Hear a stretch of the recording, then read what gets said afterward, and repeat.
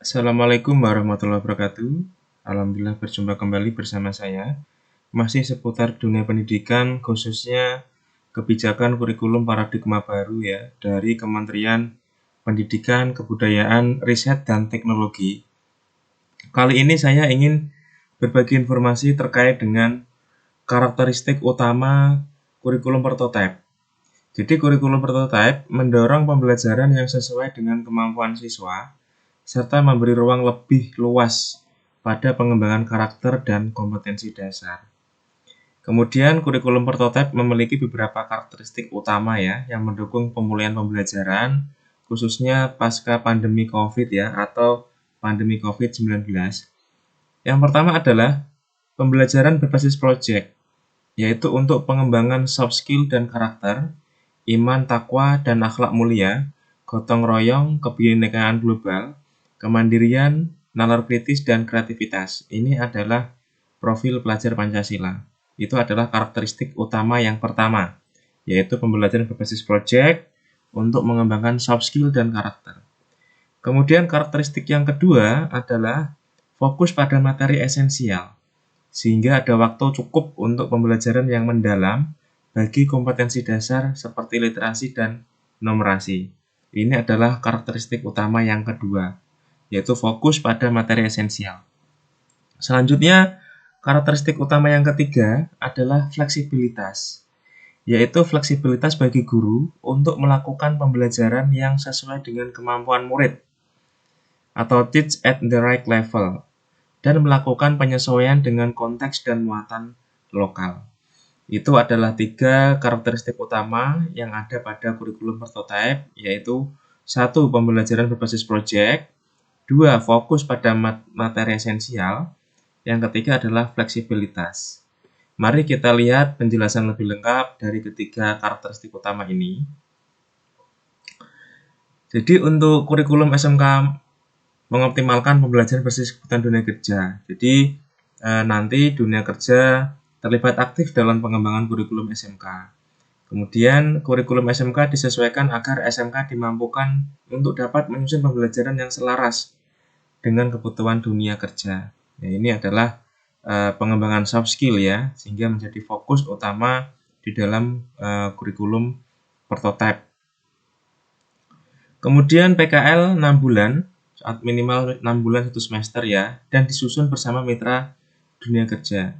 Kemudian SMK dapat menentukan dan mengorganisasi konsentrasi keahliannya untuk disesuaikan dengan mitra dunia kerja. Kemudian struktur lebih sederhana dengan 2 kelompok mata pelajaran, yaitu umum dan kejuruan. Kemudian persentase kelompok kejuruan meningkat ke 70%. Kemudian kelompok umum menjadi 30%. Kemudian ini Bapak dan Ibu, karakter utama kurikulum prototipe. Yang pertama adalah pengembangan karakter tadi ya. Jadi pengembangan karakter ada 3 hal yang perlu kita perhatikan. Yaitu kurikulum 2013 sudah menekankan pada pengembangan karakter, namun belum memberikan porsi khusus dalam struktur kurikulumnya. Kemudian dalam struktur kurikulum prototipe, 20-30% jam pelajaran digunakan untuk pengembangan karakter profil pelajar Pancasila melalui pembelajaran berbasis project. Jadi di kurikulum prototipe 20-30% jam pelajaran digunakan untuk mengembangkan karakter melalui profil pelajar Pancasila, yaitu pembelajaran berbasis project. Selanjutnya, pembelajaran berbasis project penting untuk pengembangan karakter karena A. Memberi kesempatan untuk belajar melalui pengalaman atau experiential learning. B. Mengintegrasikan kompetensi esensial yang dipelajari peserta didik dari berbagai disiplin ilmu. C. Struktur belajar yang lebih fleksibel. Ini adalah penjelasan karakteristik utama kurikulum prototipe yang pengembangan karakter. Kemudian tema-tema pembelajaran berbasis project, ada 7 tema ya. Kemendikbudristek menyediakan 7 tema utama yang perlu dikembangkan menjadi modul dengan topik dan tujuan yang lebih spesifik. Yang pertama adalah bangunlah jiwa dan raganya. Yang kedua, berrekayasa dan berteknologi untuk membangun NKRI. Yang ketiga adalah Bhinneka Tunggal Ika. Yang keempat, gaya hidup berkelanjutan. Yang kelima, kearifan lokal. yang keenam kewirausahaan, yang ketujuh suara demokrasi, kemudian ditambah 2 tema khusus untuk SMK, yaitu adalah kepekerjaan dan budaya kerja.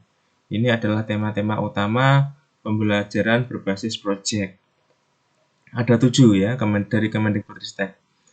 Kemudian karakteristik utama yang kedua dari kurikulum prototipe adalah fokus pada materi esensial. Bagaimana penjelasannya? Ini adalah penjelasannya ya. Yang pertama adalah pembelajaran yang mendalam, meliputi diskusi, kerja kelompok, pembelajaran berbasis problem dan proyek ya, dan lain-lain sehingga perlu waktu. Yang kedua adalah materi yang terlalu padat ya, akan mendorong guru untuk menggunakan ceramah satu arah atau metode yang efisien dalam mengejar ketuntasan penyampaian materi. Sehingga materi yang padat tersebut harus difokuskan. Jadi fokus yang benar-benar materi esensial. Jadi kurikulum prototipe berfokus pada materi esensial di tiap mata pelajaran untuk memberikan ruang atau waktu bagi pengembangan kompetensi, terutama kompetensi mendasar seperti literasi dan numerasi secara lebih mendalam.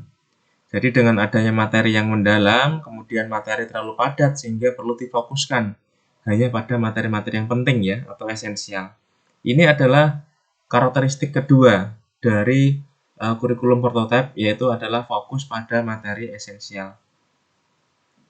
Ini adalah contoh KIKD pada kurikulum 2013 yang sebelumnya adalah terpisah-pisah, kemudian di SMK Pusat Keunggulan atau Sekolah Penggerak yang menggunakan kurikulum prototipe maka diganti menjadi CP atau capaian pembelajaran yang ditulis dalam paragraf yang utuh dan mudah dipahami sebagai satu kesatuan.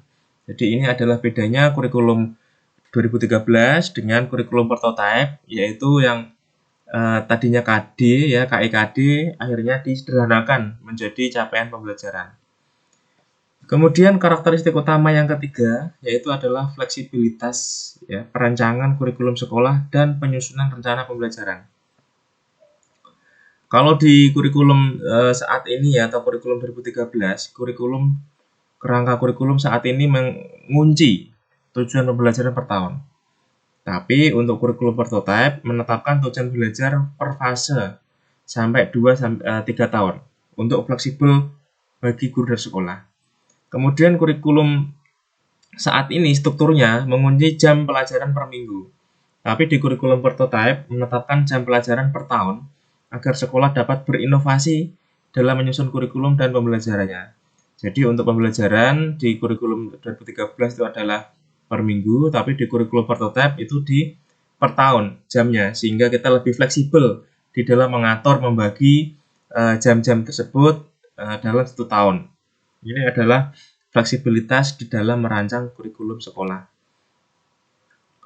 Kemudian untuk capaian pembelajaran dan alurnya, di sini ada contohnya ya, misalnya adalah capaian pembelajaran pengganti KIKD, misalnya bahasa Indonesia itu fase A ada di kelas 1 dan kelas 2. Ya, ini adalah contoh KIKD yang diganti menjadi capaian pembelajaran.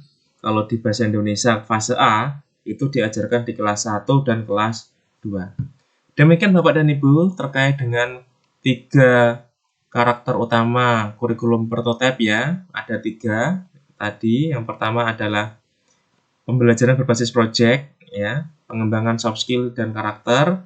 Yang kedua adalah fokus pada materi esensial, dan yang ketiga adalah fleksibilitas di dalam merancang kurikulum.